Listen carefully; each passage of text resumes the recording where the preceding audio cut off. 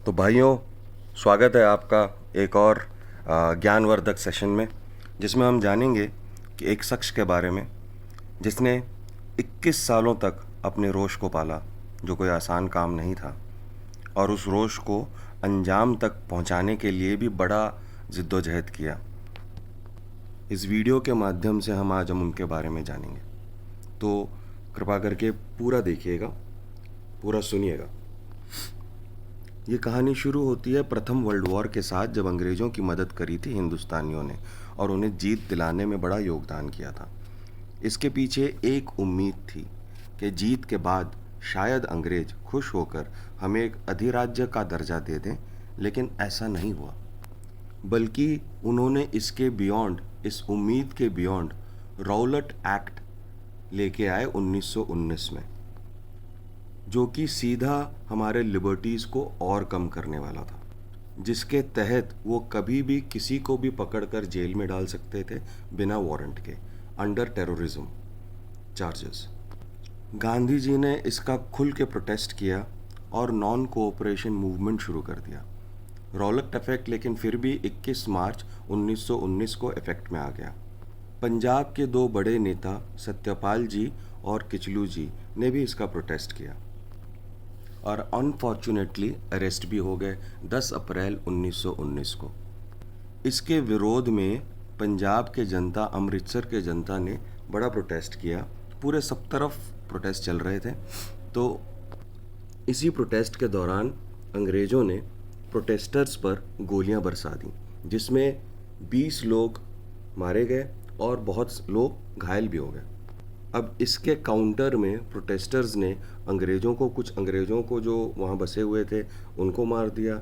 एक Christian missionary, मिश सेरुट के नाम से था, उनको भी उन्होंने खूब मार पिटाई कर दी उनके साथ। इससे अंग्रेज थोड़ा और भड़क गए और उन्होंने मार्शल लॉ डालने का प्रस्ताव डाल दिया पंजाब के अंदर।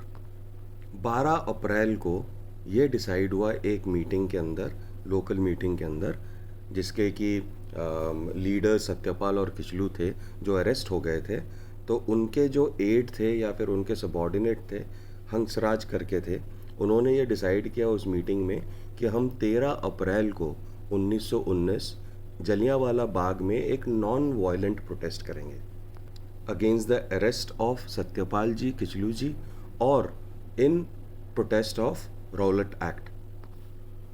इधर ब्रिटिश गवर्नमेंट ने जनरल रेजिनाल्ड डायर को पंजाब का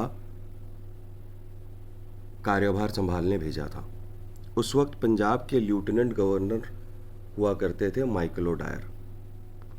जलियांवाला बाग प्रोटेस्ट के बारे में 12:40 में जनरल डायर को पता चलता है और वो आनन फानन में 50 लोगों को लेकर, 50 सोल्जर्स को लेकर, जिसमें 50 गुरखा थे और 50-60 पठान थे, उनको लेकर जलियांवाला बाग पहुंच जाते हैं। इरादा प्रोटेस्टर्स को रोकने का नहीं था, इरादा उनको मारने का था।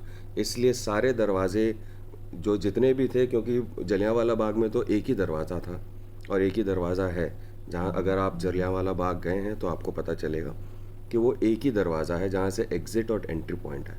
तो वहाँ उन्होंने अपने सैनिकों को लगा दिया और वहाँ से सीधा विदाउट एनी वार्निंग 6,000 से 10,000 की भीड़ जमा थी अंदर, उन पर गोलियां बरसाने लगे। कहा जाता है एज़ पर इंडियन एस्टिमेट्स कुछ 1500 लोग मरे थे उस गोलीबारी में, उस निर्मम हत्याकांड में, जिसे आप हत्याकांड ही कहेंगे। लेकिन ऑफिशियल काउंट कुछ 380 का बताता है। उसी भीड़ में, उसी जलियांवाला बाग के अंदर एक 20 साल का नौजवान भी था जो वहाँ एकत्र हुए लोगों को पानी पिलाने का काम कर रहा था। उनका नाम था सरदार उधम सिंह। उन्हें भी इस गोलीबारी में गोलियां लगीं, लेकिन वो फॉर्चुनेटली बच गए।